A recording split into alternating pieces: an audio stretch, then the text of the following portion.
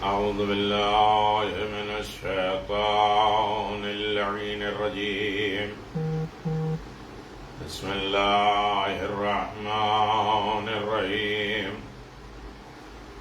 الحمد لله رب العالمين والصلاة والسلام على نبي الكريم وعلى آله الطيبين الطاهرين المعصومين المنتجبين ولعنة الله على أعدائهم من الآن إلى قيام يوم الدين آمين يا رب العالمين. أما بعد فقد قال الله تبارك وتعالى في محكم كتابه المبين وهو أصدق الصادقين وقوله الحق. بسم الله الرحمن الرحيم. يا أيها الذين آمنوا كتب عليكم الصيام كما كتب على الذين من قبلكم لعلكم تتقون. صدق الله العلي العظيم وصدق رسوله النبي الكريم. اللهم صل على محمد وآل محمد وعجل فرج آل محمد. ناظرین محترم، سامعین گرامی قادر، ماہ رمضان کے روزے، مقصد، فضیلت اور اہمیت، یہ ساری چیزوں کے کرنے کا مقصد کیا ہے؟ روزہ رکھیں، سحری میں بیدار ہوں، یہ دعا، یہ مناجات، یہ اعمال، یہ روزہ، یہ افطار، نرمی، لوگوں کے ساتھ اچھا سلوک، ان تمام چیزوں کے مقصد کیا ہے اور اس کی فضیلت کیا ہے اور اس کی اہمیت، امپورٹنس کیا ہے؟ 18 ماہ رمضان ہے. پیغمبر اسلام احمد مصطفیٰ محمد مصطفیٰ صلی اللہ علیہ وآلہ وسلم ارشاد فرماتے ہیں: اللہم نبہنی فیہ لبرکات الاسحارہ ونور فی قلبی بضیاء انوارہ وخذ بکل اعضائی الی اتباع آثارہ بنورک یا منور القلوب العارفین. اللہ اکبر. جو مسلسل آ رہے ہیں وہ جانتے ہیں کہ یہ ایک زینہ ہے، ایک منزل ہے جو ہم تقوی کی طرف جا رہے ہیں. ایک ہی دن میں ہتھیلی پہ سرسوں نہیں جم جائے گی کہ ہم متقی بن جائیں گے اور یہاں کے رئیس ہو جائیں گے، شہنشاہ ہو جائیں گے، بادشاہ ہو جائیں گے. اسٹیپ بائی اسٹیپ ہے.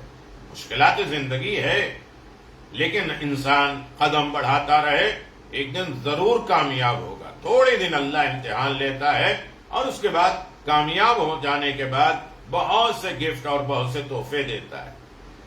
پیغمبر اسلام فرماتے ہیں: خدایا مجھ کو اس دن میں، اس ماہ میں، اس ماہ سیام کے سحروں میں، سحر کی برکتوں کے لیے بیدار کر دے، ہوشیار کر دے، جگا دے کہ سحر میں کتنی برکتیں ہیں.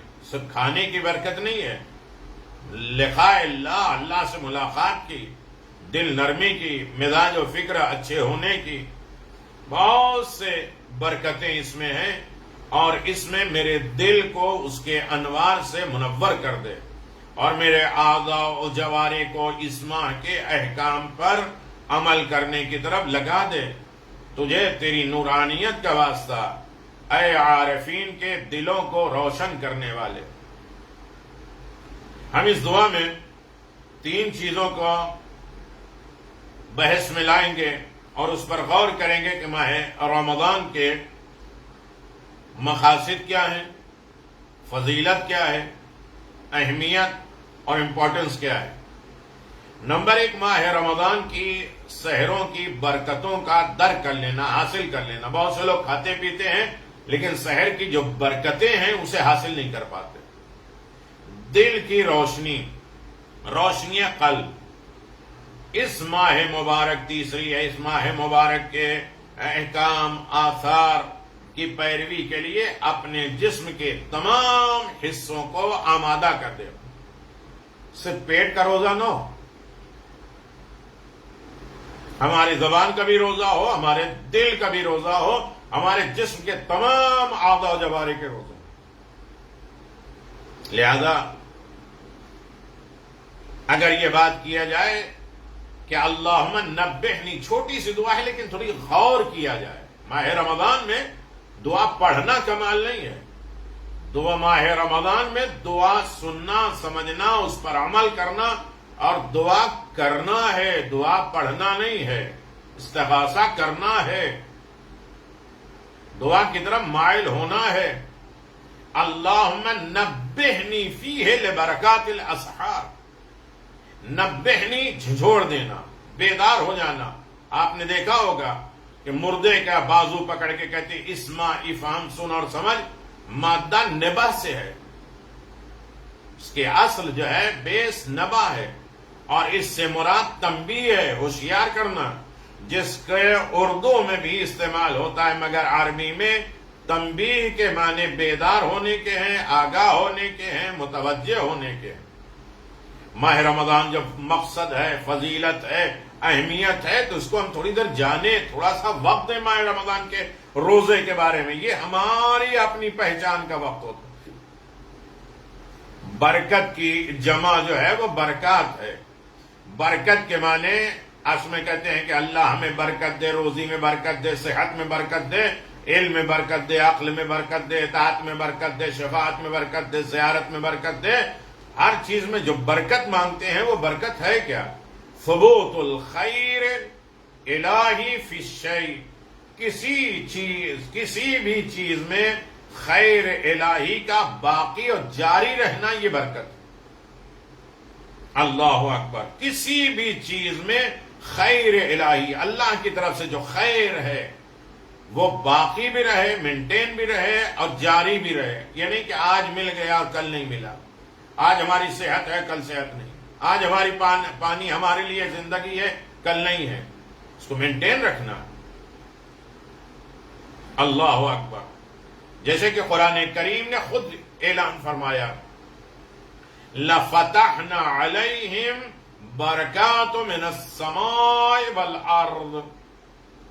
آپ دیکھیں سورہ اعراف آیت نمبر 96. یقیناً ہم ان کے لیے زمین اور آسمان سے برکتوں کے دروازے کھول دیتے ہیں. کس کے لیے؟ یعنی زمین اور آسمان سے خیر الہی کو ہمیشہ بخشتا ہے، ہمیشہ دیتا ہے، دوام، ہمیشگی. بخشنا اس میں زیادتی اور اضافے کے ذریعے. سحر کی جمع اسحار ہے. طلوع فجر، فجر کا ظاہر ہونا، اول وقت نماز سے پہلے، فجر طلوع سے تھوڑا پہلے وقت سحر شروع ہوتا ہے. سحر تزکیہ نفس اور تصفیہ روح کے لیے بہترین وقت ہے. ہم سوچتے ہیں سحر میں کیا کھانا ہے، کیا اہتمام کرنا ہے اور سحر کی تیاری کیا کرنا ہے. صرف ایک ہی حدیث ہمیں یاد ہوتی ہے کہ بھئی چاہے ایک کھجور ہی کیوں نہ، ایک لقمہ ہی کیوں نہ، ایک پانی ہو، سحر تو کرنا چاہیے. سحر اصل میں تزکیہ نفس کا نام ہے، تصفیہ روح کی پاکیزگی کا نام ہے. سکون دینا ہے روح کو، مطمئن کرنا ہے روح کو. بہترین وقت ہے. نیند سے بیداری کے بعد انسان کا ذہن صاف شفاف رہتا ہے. وہ نہیں جو آدھی رات تک تو جاگتے رہتے ہیں 2 بجے تک، چلو 1 گھنٹہ سو لیں گے، پھر اس کے بعد اگر سحر میں اٹھیں گے تو صرف نیند آئے گی، جھونکے آئیں گے، جلدی کھاؤ، جلدی نماز پڑھ لو، سو جاؤ. اس لیے کہ نہ ہم تزکیے کے بارے میں غور کریں گے. رات سونے کے لیے، جاگنے کے لیے نہیں ہے. ابھی 30 روزے اور 30 پیغامات میں اس تشریح کے ساتھ میں نے بیان کیا ہے کہ رات کے جاگنے کے برے اثرات کیا ہیں، دن میں سونے کے برے اثرات کیا ہیں اور کیا کیا چیزیں کے نقصانات ہوتے ہیں. حدیث کے ضمن میں اس میں بیان کر چکے ہیں، وہ دوبارہ بیان نہیں کرنا. لیکن یہ یاد رکھیے طلوع فجر سے پہلے وقت سحر شروع ہوتا ہے. سحر یعنی تزکیہ نفس. پیغمبر آئے تھے تزکیہ نفس کے لیے، نفس کی طہارت کے لیے، نفس کی پاکیزگی کے لیے. تصفیہ سکون دینا، صاف شفاف بنانے کے لیے روح کو. نیند سے بیداری کے بعد انسان کے ذہن بالکل صاف شفاف رہتا ہے، لہذا اس وقت جو بھی پڑھا جائے وہ مفید واقع ہو، تو اس وقت سمجھ دیں گے کہ ہم پڑھ کیا رہے. اور پڑھنے کے بعد صرف ترجمہ ہی نہیں پڑھ لیں، ہم اس پر غور و فکر کریں، تدبر کریں، تفکر کریں. ایک جملہ انسان کی زندگی بدل دے. وقت سحر کو اللہ نے بابرکت قرار دیا، چنانچہ اس کا ارشاد گرامی ہے وَمِنَ اللَّيْلِ فَتَحَجَّدَ فِيهِ نَافِلَةً لَكَ عَسَىٰ أَن يَبْعَثَكَ، اور رات کے آخری حصے میں قرآن کے ہمراہ بیدار رہیں، قرآن کے ساتھ جاگتے رہیں. یہ آپ کے لیے اضافہ خیر ہے. اگر رات میں جاگنا ہے تو قرآن اور اہل بیت کے ساتھ جاگو، ان کے علوم، ان کے معارف کے ساتھ جاگو. تین ہی لوگ تو جاگ سکتے ہیں، جن کی نئی شادی ہو، یا طالب علم ہو، یا عبادت کر رہے ہو. اس کے علاوہ جاگنا حرام ہے. بہت جلد آپ کو پروردگار اس طرح آپ کو مقام محمود تک پہنچا دے گا. آپ نماز شب پڑھیں، نافل شب پڑھیں، تھوڑی دیر بیدار ہو جائیں خیر و برکت کے لیے، تو میرے پیغمبر بہت جلد آپ کو آپ کا پروردگار مقام محمود تک پہنچا دے گا. اللہ اکبر.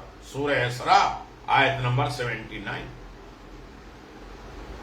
اس آیت میں قرآن کے ساتھ جاگنا سے مراد ہے نماز شب. کبھی اس ضمن میں بات ہو چکی ہے، 10 ویڈیو نماز شب کی فضیلتیں، دنیا اور آخرت میں دولت و سرمایہ اور برکت اور عزت سکون کا ذریعہ، وہ بیان کیا جا چکا ہے. نافل تہجد بھی نماز شب کو کہتے ہیں، چوہد، کیونکہ نافلہ اور تہجد دونوں کا ذکر اس آیت میں ہے، جس کے معنی ہے بیداری کے بعد واجبات سے ہٹ کر اضافی عبادت کرنا. عبادت واجب 2 رکعت نماز کے علاوہ کچھ اور ایکسٹرا عبادت کرنا، یہ پیغمبر کے لیے ایک اضافی واجب عبادت تھی، جس کا نتیجہ مقام محمود یعنی منزل شفاعت ہے. مقام محمود یعنی منزل شفاعت ہے. ہمیں یہاں پر نماز شب کی فضیلت سے متعلق گفتگو نہیں کرنا ہے، کیونکہ اس کے لیے ایک مستقل کتاب، صحیفے، اشرے درکار ہے. مختصر یہ ہے کہ جب نماز شب رسول اکرم صلی اللہ علیہ وسلم کے لیے مقام محمود ہے تو پھر ان کی فضیلت کا اندازہ لگانا ناممکن ہے. احادیث میں ہے کہ نماز شب کی بہت زیادہ فضیلت کا ذکر ہے، اور یہ نماز نصف شب، آدھی رات کے بعد سے طلوع فجر تک پڑھی جا سکتی ہے، مگر اس کا وقت فضیلت ہنگام سحر ہے، یعنی صبح اذان سے ملا دینا. امام جعفر صادق علیہ السلام ارشاد فرماتے ہیں ثلاثۃ ہن فخر المؤمن زینۃ فی الدنیا والآخرہ الصلاۃ فی آخر اللیل یاسہ مما فی عید الناس ولایت الامام من آل محمد. اللہ، 3 چیزیں مومن کے لیے دنیا اور آخرت میں فخر و زینت ہے، زینت کا سبب ہے، فخر کرے گا. ہر ایک کے فخر کو اللہ نے ٹھکرا دیا. موسیٰ تم نے فخر کیا، جاؤ خضر سے پڑھو. یوسف تم نے فخر کیا تو بازار میں بھی جاؤ. اللہ نے کسی کا فخر و مباحث برداشت نہیں کیا. کہ مومن کی دنیا اور آخرت میں فخر و زینت کا سبب ہے نماز شب. 3 چیزیں: نماز رات کے آخری حصے میں سحر کے وقت پڑھنا، یعنی نماز تہجد، نماز شب پڑھنا. جو کچھ لوگوں کے پاس ہے اس سے بے توجہی، نا امید رکھنا. ہمارا سارا مسئلہ ہے دوسروں کے پلیٹوں کو دیکھنا، دوسروں کے سکون کو دیکھنا، دوسروں کے گھروں کو جھانکنا. وہ کتنے گھر کا سجا ہے، کتنا سنورا ہے، اس کی پلیٹیں کیا ہیں، اس کے کھانے کی کیا ہے، اس کے عیش کیا ہے، اس کی گاڑی کیا ہے، اس کے بنگلے کیا ہیں، اور وہ کس طرح اطمینان، وہ جانے کہ کتنا اطمینان ہے یا نہیں. جو کچھ بھی لوگوں کے پاس ہے اسے بے توجہی، نا امیدی ہو جائے. ان کے ساتھ تو وہ کیا جا رہا ہے، ان کو تو وہ دیا جا رہا ہے، ہمارے تو کچھ بھی نہیں ہے. یہ مومن کی علامتوں میں سے نہیں ہے. دنیا اور آخرت کی زینت حاصل کرنا ہے تو دوسروں کی طرف سے بے توجہی کر لے جو ان کے پاس ہے۔ تیسری چیز ولایت امام آل محمد، یہ مومن کے خاصے میں سے ہے، زینت ہے، فخر ہے کہ ہمارے پاس اللہ نے امام دیا، ہمیں رہبر دیا، ہمیں امام مہدی دیا، امام حسین دیا، امام علی دیا، ہمیں اللہ نے 12 امام دیا، ہمارے لیڈر رہبر، ان کی ولایت پہ فخر ہو۔ ہمیں جس عالم میں اللہ نے رکھا اس پر بھی فخر ہو کہ ہم دوسروں کا کیوں دیکھیں، ان کے سکون اور راحت کو کیوں دیکھیں۔ ہمیں جس عالم میں، بیماری میں، ضعیفی میں، تنگدستی میں رکھا ہے، ٹھیک ہے پروردگار تیرا شکر ہے، یہ ہے زینت۔ نماز شب پڑھ رہے، اللہ تو نے توفیق دی۔ مجتہدین کہتے ہیں جس دن نماز شب ہم سے چھوٹ جائے، ہم سمجھتے ہیں کہ مجھ سے کوئی شبہ ہوا ہے یا شبہ کا کھانا کھا لیا ہے، حرام نہیں کھایا، لیکن جس میں کوئی ڈاؤٹ فل ہو وہ کھا لیا، یا جھوٹ بول دیا ہے تو نماز شب سے محروم ہو جائے۔ 3 چیزیں، لیکن بات چل رہی تھی، تھوڑی دیر غور کریں، بات یہ چل رہی کہ سحر خیزی، صبح کو بیدار ہونا، سحری کے وقت اٹھنا، اولیاء الہی، اللہ کے نیکوکار بندے، علماء بعمل، اللہ کے مقرب بندوں کی نشانی رہی ہے۔ اولیاء الہی، علماء بعمل اور اللہ کے مقرب بندے کی یہ نشانی رہے کہ سحر کے وقت اٹھنا، سو جاؤ اور پھر اطمینان کے ساتھ نیند پوری کر کے پھر اٹھو تو اس کے لذت اور ہوتی، اس کا مزہ اور ہوتا۔ والصادقین والقانتین والمنفقین والمستغفرین بالاسحار، اللہ اکبر، یہ سب صادقین ہیں، قناعت گزار ہیں، رائے خدا میں خرچ کرنے والے ہیں، ہنگام سحر استغفار کرنے والے۔ 4 علامتیں بتائی گئی، سچے ہیں، قناعت کرنے والے، خدا کی راہ میں خرچ کرنے والے، اور سحر کے وقت استغفار کرنے والے۔ سب سے زیادہ استغفار کا وقت ہے سحر کا وقت۔ ایک اور جگہ پہ اللہ نے ارشاد فرمایا، دیکھیے ہم کنجوسی نہیں کر رہے، پڑھ رہے ہیں، اس میں سے جو بھی تھوڑا سا لے لے کافی ہے اس کے لیے، لیکن ایسا نہیں ہے کہ ہم ایک بات کو 1 گھنٹے گھماتے رہیں، یہ ایک عمل کو، ایک تسبیح، 1-2 رکعت نماز کو 1 گھنٹے تک بیان کریں۔ ہم بیان وہ کریں گے جو کتابوں میں ہے، معصومین میں ہے، اپنی رائے اور مذہب دین میں نہیں ڈالنا۔ بندہ مومن وقت سحر استغفار، خدا سے راز و نیاز، مناجات کے ذریعے معنویات، اپنی اندرونی باتیں، دنیا اور آخرت میں اعلیٰ درجات کو حاصل کر سکتا ہے۔ اولیاء الہی کے نزدیک بھی دعا کے لیے سحر کا وقت بہترین وقت ہے۔ خدا کے دوستو، موسیٰ وہ جھوٹا ہے کہ خدا سے دوستی کرتا ہے جو رات بھر سوتا رہتا، اپنے خدا کے لیے نہیں ہوتا، اپنے دوست کے لیے نہیں ہوتا۔ پیغمبر اسلام احمد مصطفیٰ محمد مصطفیٰ صلی اللہ علیہ وسلم نے ارشاد فرمایا، خیر وقت دعوتکم اللہ عز وجل فی الاسحار وتلا هذه الآیات فی قول یعقوب علیہ السلام سوف استغفر لکم ربکم، سورہ یوسف آیت نمبر 98۔ وقال اخرہم، تمہارے لیے خداوند عالم سے دعا کرنے کا بہترین وقت سحر ہے۔ اس کے بعد آپ نے ایک آیت کریمہ پڑھی جس میں حضرت یعقوب کی دعا کا واقعہ ہے کہ میں تمہارے لیے پروردگار سے ابھی مغفرت چاہتا ہوں، تو خدا نے کہا کہ اسے سحر کے وقت تک کے لیے ٹال دو۔ یوسف کے بھائیوں نے ظلم کیا، معافی مانگنے آئے تو جناب یعقوب نے اسے ٹالا، کہا سحر کے وقت تک، سحر کی بیداری۔ جناب یعقوب کا یہ جملہ اس وقت کا ہے جب جناب یوسف کی نسبت ان کے بھائیوں کی خیانت آشکار ہو چکی تھی، تو انہوں نے اپنے والد حضرت یعقوب کے قدموں پہ خود کو گرا دیا اور کہا بابا آپ مجھے معاف کر دیجئے، آئندہ ہم ایسا نہیں کریں گے۔ تو حضرت یعقوب نے فرمایا سوف استغفر لکم ربی، میں بہت جلد ان قریب تمہارے لیے اپنے پروردگار سے مغفرت کر دوں گا، مانگوں گا۔ تفسیر منحج میں آیت کریمہ کے ذیل میں آیا ہے کہ اللہ نے استغفار کا وقت شب جمعہ کی سحر کو قرار دیا۔ حضرت یعقوب کا اپنے اولاد کے ساتھ یہ وظیفہ بن چکا تھا کہ آپ ہر شب جمعہ کی سحر کے وقت 20 سال تک اپنے بچوں کی خیانت پر استغفار کریں۔ ہم بہت آسان سمجھتے ہیں، ہم توبہ استغفار اللہ۔ 20 سال یعقوب نبی ہو کے جمعرات کے دن سحر کے وقت استغفار کر رہے ہیں خیانت کے نتیجے میں۔ اللہ اکبر، ہم کیا کرتے؟ ہم کچھ نہیں کرتے۔ آپ کے بچے آمین کہتے تھے، یہاں تک کہ خدا نے ان کی توبہ کو قبول کر لیا۔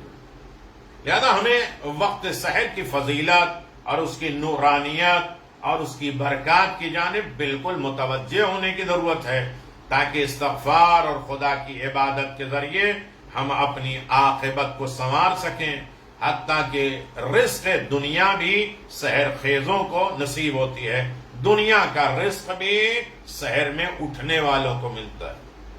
ہم کہتے ہیں اللہ نے ہمیں رزق نہیں دیا ہے، رزق کی دولت نہیں ہے، صبح اٹھو نماز شب پڑھو۔ کہتے ہیں جھوٹا ہے وہ شب جو نماز شب پڑھے اور کہے کہ میں بھوکا ہوں۔ غیب انتظام کر دیتا ہے۔ امیر المؤمنین علی بن ابی طالب علیہ السلام نے ارشاد فرمایا، عجیب داعی اللہ وعطلب الرزق فیما بین طلوع الفجر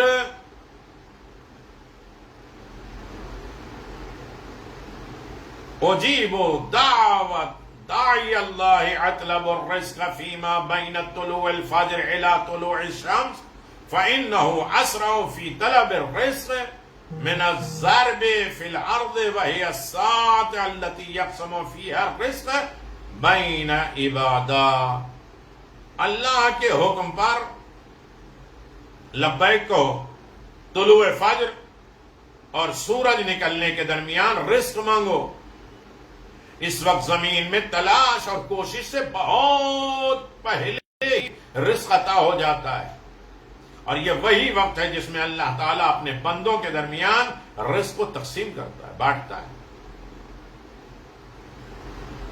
آج مشکل دور میں اور بھی آسان ہے کہ ہم اس کو اپنی زندگی میں ڈھالیں۔ امام جعفر صادق علیہ السلام کا ارشاد گرامی ہے، فَعَلَيْكُمْ بِالدُّعَاءِ فِي السَّحْرِ تُقَسِّمُ فِيهَا الْأَرْزَاقِ وَتُقْضِيَ فِيهِ الْحَوَائِجِ الْعِظَامِ۔ بس تم سحر کے وقت دعا کرو، کیونکہ رزق اسی وقت تقسیم ہوتا ہے اور اسی وقت عظیم حاجتیں پوری ہوتی ہیں۔ ہر حاجتیں خدا کی بارگاہ میں جاتی ہیں۔ ان تمام احادیث روایات کی روشنی میں وقت سحر کی برکتیں کس حد تک روشن ہو چکی۔ ماہ رمضان مقصد، فضیلت، اہمیت۔ ماہ رمضان خود بابرکت مہینہ ہے۔ اس ماہ کی سحروں کی برکتیں نور علی نور کی حیثیت رکھتی ہیں، لہذا ہمیں ان برکتوں کی طرف توجہ کرنا ہے۔ اللہ اکبر۔ دوسرا جملہ آج کے دعا میں ہے، وَنَوِّرْ فِي قَلْبِ بِضِيَاءِ أَنْوَارِهِ۔ دعا کے جملے میں یہ باتیں بہت زیادہ آ چکی ہیں۔ خدایا ہمیں اس ماہ میں ماہ کے سحر کی برکتوں کی جانب متوجہ فرما۔ پھر اس کے بعد یہ دعا ہے کہ خدایا ہمیں اس ماہ میں، اس مہینے کے انوار، نور کی روشنی سے ہمارے دلوں کو روشن کر دے، جو انوار الہی ہیں معصومین کی شکل میں ہمارے دلوں کو روشن کر دے۔ یقیناً دل کی روشنی ظاہری آنکھوں کی روشنی سے کہیں زیادہ اہمیت رکھتی ہے۔ اگر کوئی ظاہری آنکھوں سے اندھا ہے تو اس کے لیے صرف دنیا تاریک ہے، اندھی ہے، مگر کوئی دل کا اندھا ہو جائے تو اس کی آخرت بھی تاریک اور اندھیری برباد ہو جاتی ہے۔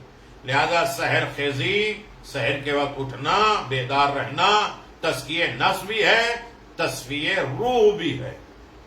صرف کھجور کھانا اور پایا کھانا اور دوسری چیزیں کھا لینا، کوکر چلنا، سیٹیاں بجنا، تیاری کرنا، یہ نہیں ہے۔ اصل میں سحر کیا ہے؟ تزکیہ نفس کا نام ہے، تصفیہ روح کا نام. سحرخیزی کے ذریعے اللہ کی عبادت، بندگی، توبہ، استغفار کر کے نور قرآن کو، انوار رحمت الہی کو، نور ولایت آل محمد کو اپنے دلوں میں روشن بنا لیں تاکہ عاقبت بخیر ہو، آخرت روشن اور منور ہو سکے. نور کی اگر تفسیر پڑھا جائے تو ماہ رمضان نورانی مہینہ ہے، کیونکہ یہ اللہ کا خاص مہینہ ہے. ذات الہی خود نور ہے. اللہ نور السماوات والارض. میں تفصیل میں نہیں جا رہا ہوں، جلدی جلدی بیان کر رہا ہوں، ورنہ اسی ایک دعا میں کم از کم اشرے چاہیے اس کی تفصیلات میں.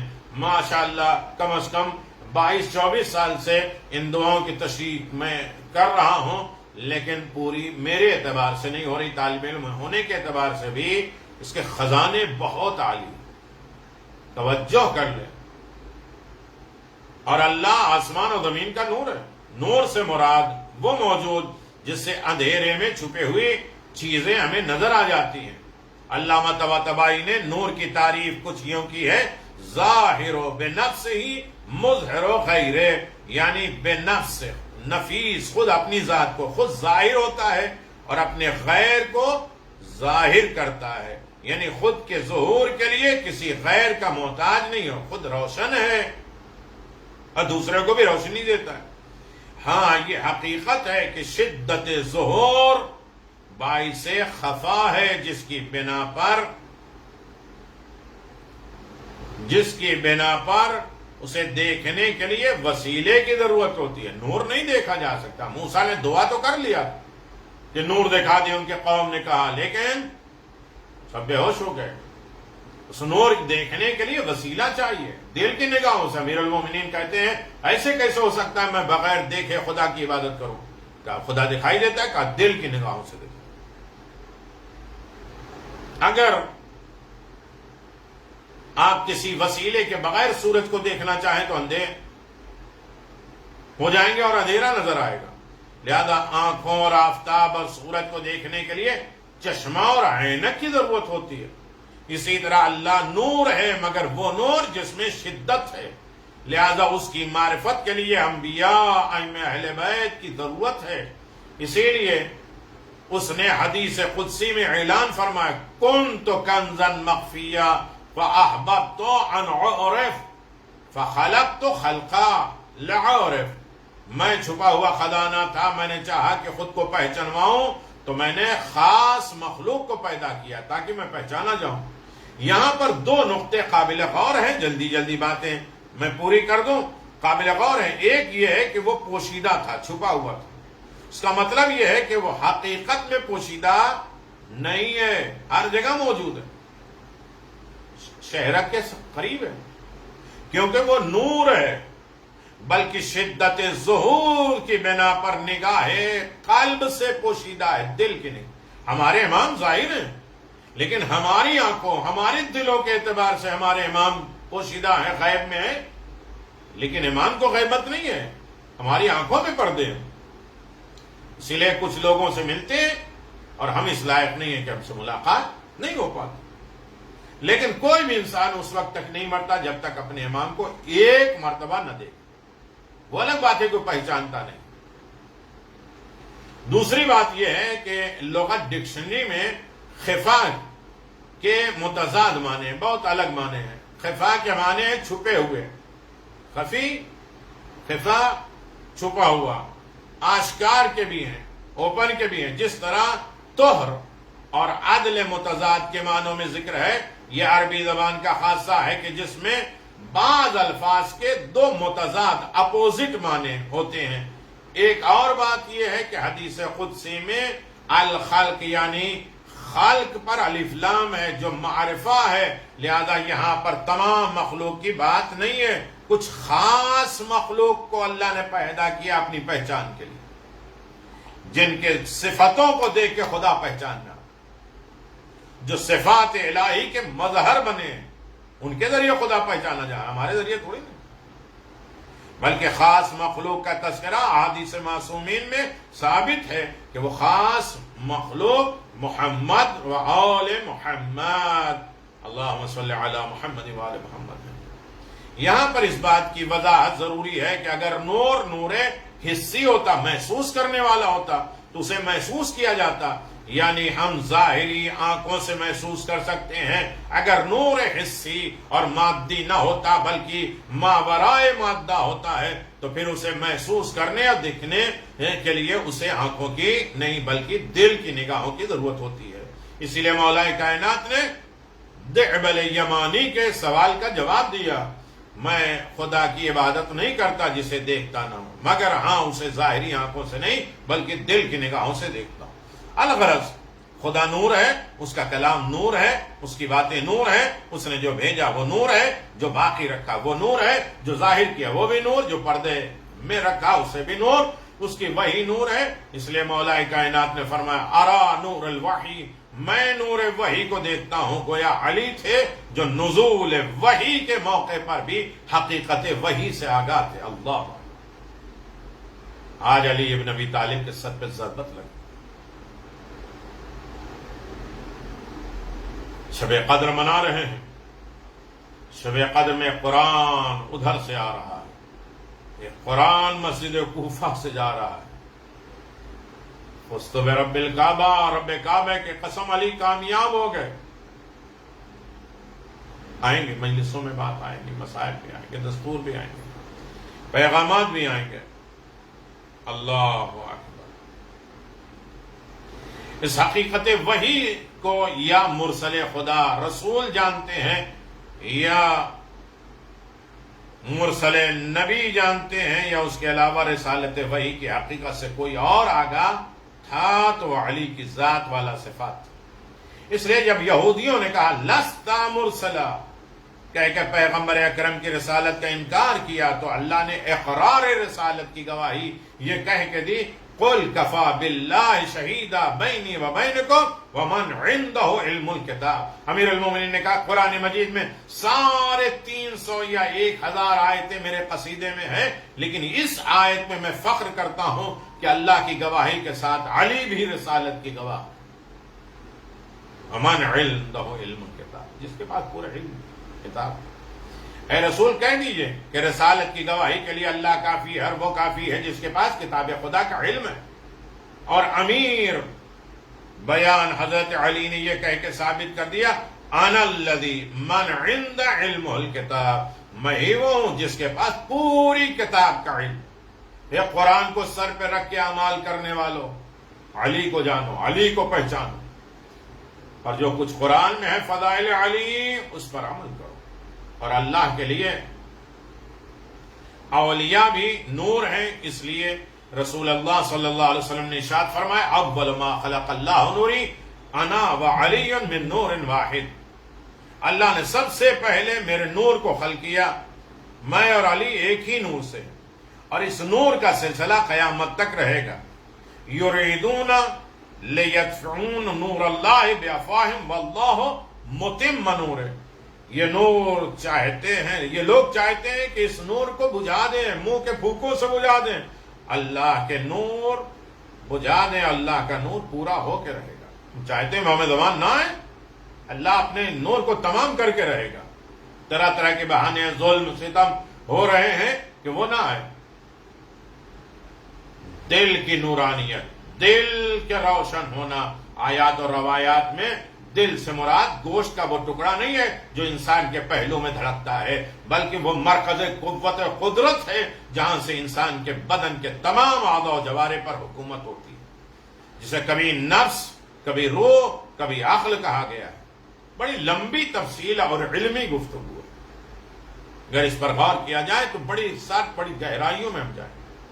اگر انسان کا یہ قلب نورانی ہوگا تو اس کے افکار، اس کی فکر، اس کی سوچ، اس کی رفتار، گفتار، کردار بھی نورانی ہو جائیں گے، تاریکی نہیں ہوں گے، جہالت والی نہیں ہوں گے، کیونکہ دل تمام اعضاء و جوارح پر حاکم ہے اور اپنا اثر چھوڑتا ہے۔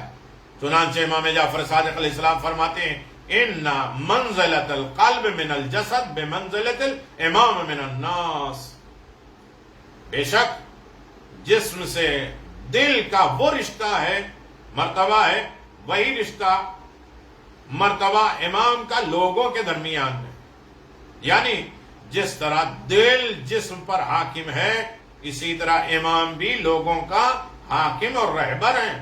اسی لیے امام معصوم کو قلب عالم امکان کہا جاتا ہے. امام جعفر صادق علیہ السلام فرماتے ہیں القلب حرم اللہ فلا تسکن حرم اللہ غیرہ. دل اللہ کا حرم ہے، لہذا اللہ کے حرم میں اللہ کے علاوہ کسی اور کو جگہ نہ دینا. اللہ کہتا ہے تمہارے دل میں رہتا ہوں، تمہارا دل میرا گھر ہے، تم میرے گھر میں کسی کو نہیں بسانا، میں تمہارے گھر میں کسی اور کو نہیں بساؤں گا. تم میرے گھر میں کسی اور کو بسا دو گے تو ہم بھی تمہارے گھر میں کسی اور کو بسا دیں گے. دل میں دو محبتیں نہیں رہ سکتی، محبت خدا بھی ہو، خدا کا گھر بھی ہو، شیطان کا مسکن بھی ہو. نہیں، یعنی مومن کا دل اگر دھڑکے تو صرف خدا کے لیے دھڑکے، دل میں سوچ اور خیال آئے تو خدا کے لیے، دل آرڈر کرے اعضاء جوارح کے لیے تو خدا کے لیے، نہ کان غلط کرے، نہ ہاتھ غلط کرے، نہ زبان غلط کرے، نہ آنکھیں غلط کرے. اس لیے کہ دل آرڈر کرتا ہے، جس دل میں خدا رہتا ہے وہ اچھائی کا آرڈر کر سکتا ہے، اعضاء جوارح اس کے فالوور بن جائے. دل میں صرف اللہ کی یادیں ہوں. انسان کسی سے دوستی یا دشمنی کرتا ہے تو اسے قلب سے کرتا ہے، اسے دل سے کرتا ہے، مگر جس کا دل صرف خدا کا ہوتا ہے وہ دوستی اور دشمنی بھی خدا کے لیے ہی کرتا ہے. دوستی اور دشمنی کا معیار نفسانی خواہشات کو قرار نہیں دیتا. وہ ہمیں زیادہ سلام کرتا ہے، وہ ہمیں زیادہ ملتا ہے، وہ ہمیں زیادہ دیتا ہے، وہ ہماری تعریفیں کرتا ہے لہذا میرا دوست. نہیں، نفسانی خواہشات کی بنیاد پر نہیں، کیونکہ مومن کا دل حرم خدا ہے، یعنی کعبۃ اللہ کی طرح ہے. جہاں دوستی اور دشمنی صرف خدا کے لیے ہو وہیں اصل دین محفوظ ہوگا. کیونکہ امام محمد باقر علیہ السلام فرماتے ہیں، ٹھیک ہے، روزے کی حالت میں بھی ہماری کچھ عبادتیں ہونے چاہیے. رات بھر عبادتیں کرتے ہیں لیکن روزے کی حالت میں بھی. امام سے سوال کیا دین کیا ہے تو آپ نے فرمایا حل الدین الا الحب والبغض. کیا دین محبت اور دشمنی کے علاوہ کچھ ہے؟ کسی سے محبت کرو، کسی سے دشمنی کرو، یہی دین ہے. شیطان کو ہٹاؤ، رحمان کو بولا. یعنی جب حب، محبت اور بغض کا معیار خدا کی مرضی بن جائے تو اسے حب اور بغض کو شریعت میں تولا و تبرہ کہتے ہیں. پورا دین اسی لیے 10ویں منزل پر اللہ نے فروع دین میں رکھا تولا و تبرہ. پورا دین تولا و تبرہ. دل کی مختلف حالتیں قرآن مجید کی روشنی میں بات تمام کر دوں. پہلا دل ہے قلب سلیم. 13 طریقے کا دل ہے لیکن میں تھوڑی سے 2 لفظوں میں، جو قلب، جو دل شیطانی وسوسوں اور نفسانی خواہشات کے حملوں سے محفوظ اور سالم رہے وہی قلب سلیم ہے. اللہ کا اعلان فرماتا ہے وَلَا تُخْزِلْنِي يَوْمَ يُبْعَثُونَ يَوْمَ لَا يَنْفَعُ مَالٌ وَلَا بَنُونَ إِلَّا مَنْ أَتَى اللَّهَ بِقَلْبٍ سَلِيمٍ. اور مجھے اس دن رسوا نہ کرنا جب سب قبروں سے اٹھائے جائیں گے، جس دن مال اولاد کوئی کام نہیں آئے گا مگر وہ جس کے پاس قلب سلیم، جس کے اوپر شیطانی وسوسے نہ ہو، نفسانی خواہشات، وہ خدا کی بارگاہ میں حاضر ہو. در حقیقت مال اور اس دنیا میں اولاد انسان کے لیے بہتر سرمایہ جو انسان کی زندگی میں ظاہری طور پہ کام آتے ہیں، مگر قیامت کے دن یہ سب چیزیں کام نہیں آئیں گی. اور اگر محشر کے دن انسان کو کوئی چیز کام آئے گی تو وہ اس کا دل قلب سلیم ہوگا. یہاں پر اس بات کا ذکر بھی ضروری ہے کہ آیت کریمہ میں وہ مال اور اولاد مراد نہیں ہے جو مال راہ خدا میں خرچ ہو، یا وہ اولاد صالح جو اپنے والدین کے لیے دعائیں خیر کرتی ہیں.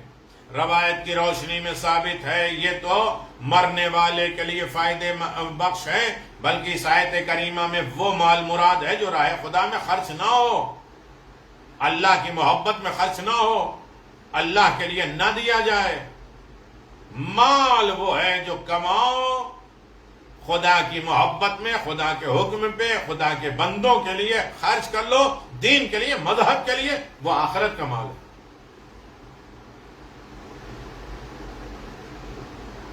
جو راہ خدا میں خرچ نہ ہو، اور وہ اولاد جو صالح اور نیکوکار نہ ہو۔ اچھی اولاد ہوگی تو آخرت میں فائدہ مند ہوگی۔ ایک ہوتا ہے قلب مطمئن۔ قلب اطمینان سے مراد ایسا سکون اطمینان جس کے ہوتے ہوئے خدا کے سوا کسی کا ڈر نہ ہو۔ میں نے کہا نا تفصیل سے بیان نہیں ہو سکتا۔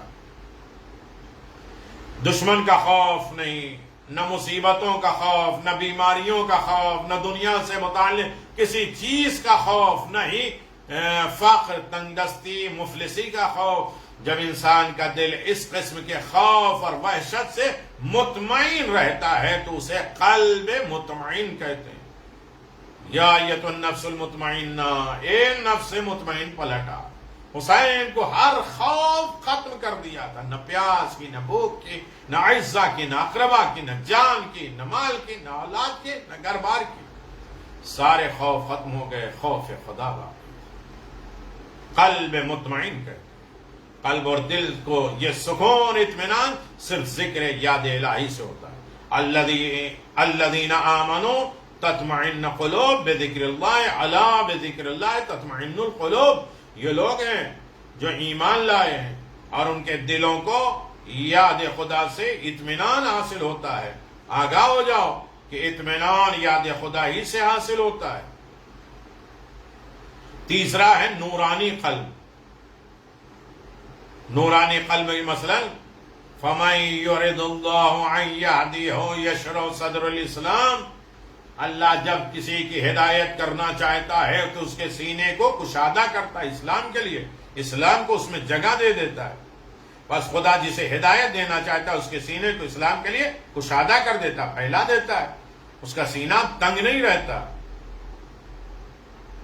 اس میں وسعت آ جاتی۔ عَلَمْ نَشْرَحْ لَكَ صَدْرَكَ، ہے میرے پیغمبر تمہارے سینے کو ہم نے کشادہ کیا، دوسروں کی اچھائی سن سکے، دوسروں کی تعریفیں جان سکے، دل تنگ نہ ہو۔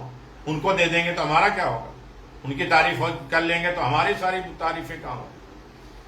مرحوم تبرسی اور تفسیر مجموع البیان میں مذکور آیات کا ذکر میں فرماتے ہیں کہ جب یہ آیت نازل ہوئی تو کسی نے شرح صدر کے متعلق سوال کیا پیغمبر اسلام سے، تو پیغمبر اسلام نے فرمایا نور یقذف اللہ فی قلب المؤمن فیشرح صدرہ وینفسح۔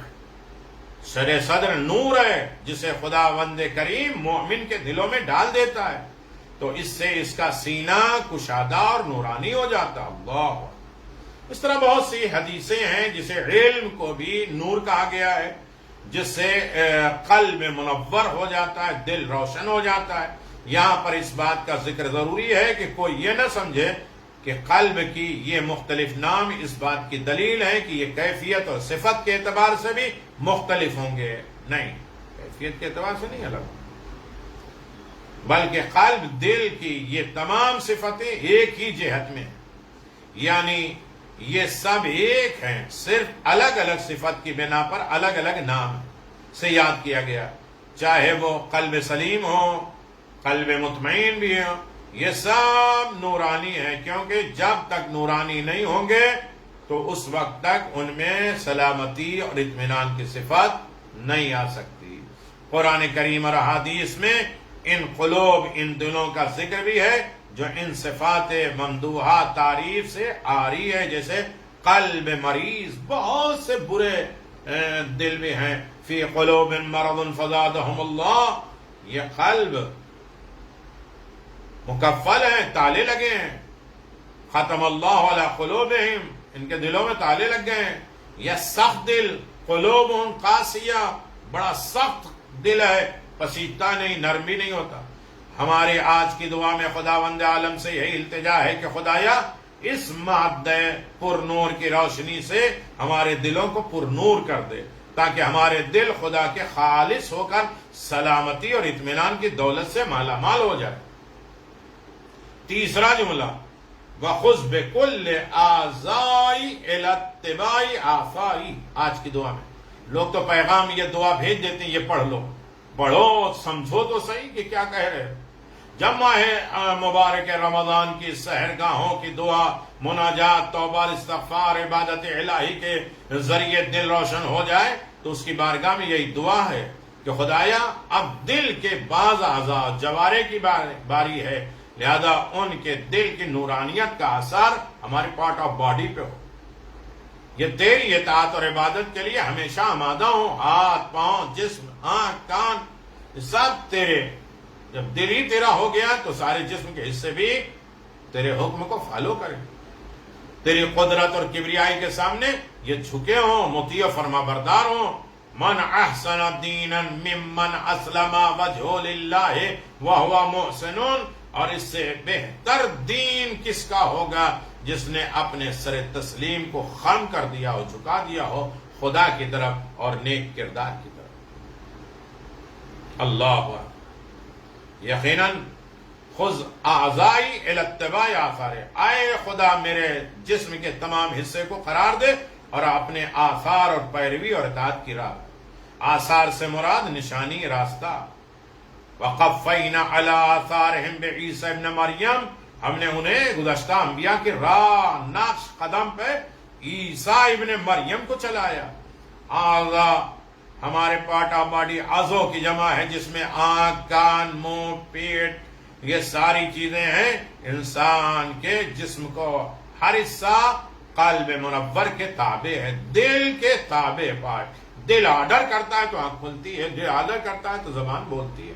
مطیع ہونا ضروری ہے تاکہ خدا کی اطاعت اور راہ ہدایت سے انحراف نہ ہو سکے۔ قیامت کے دن ان تمام اعضاء سے خدا کے سامنے سوال کیا جائے گا کہ قرآن کہتا ہے ان السمع والابصر والفوائد کل اولئک کان مسئولا، یقیناً کان، آنکھوں، دلوں سب کے بارے میں سوال کیا جائے گا۔ تمام اعضاء کو دنیا میں اپنے کاموں میں کا حساب دینا پڑے گا۔